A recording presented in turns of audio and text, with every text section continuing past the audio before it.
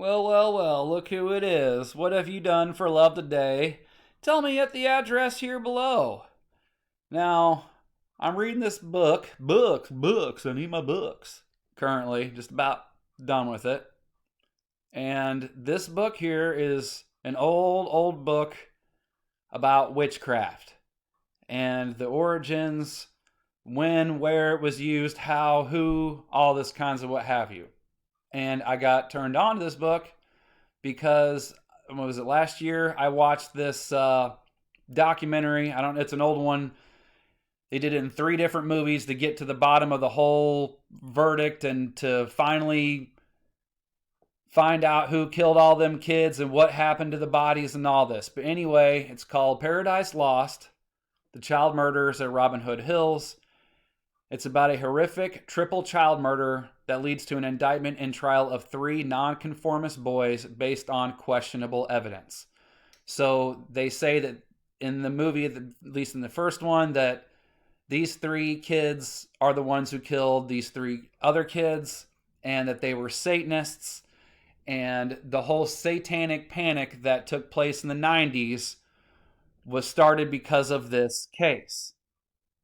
And these 3 boys all stood trial and they had the videos and all that. And one of the books that they brought on trial that they said they used was this book here.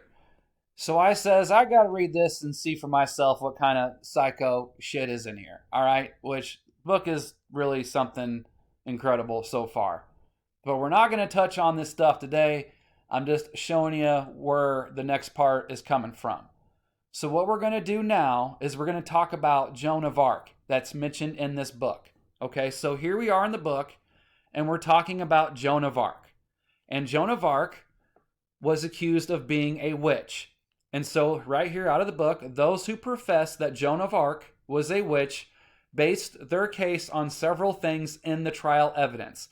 This whole book shows all the Salem witch trials. It shows and talks about official recounted trials, historical documented things when it comes to this witchcraft stuff. All right. So this is based off historical records, historical accounts and trials on witchcraft.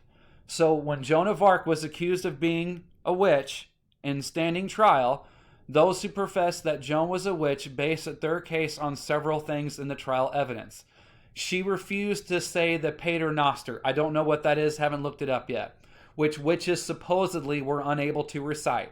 She never mentioned Christ, but rather referred to my Lord, who may have been the Lord of the witches. Which is why I've always said you've got to be real careful about that word, which is why I don't even use it. Because you don't really know who you're talking about when you say that word. And here it is. Here's the kicker. She practiced transvestism, wearing men's clothes and short hair. And if anyone knows the movie The Messenger, Joan of Arc, played by Mila Jovovich from Resident Evil, and most importantly, and most notably, Lilu from The Fifth Element, she looked straight up like a boy in this movie. So the point of this video is to say that back in the 15th century, if you practiced transvestism, you were seen as doing witchcraft.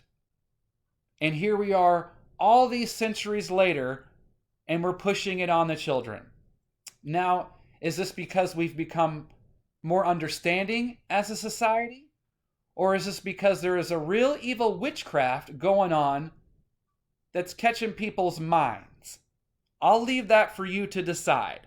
But 15th century, this was considered witchcraft.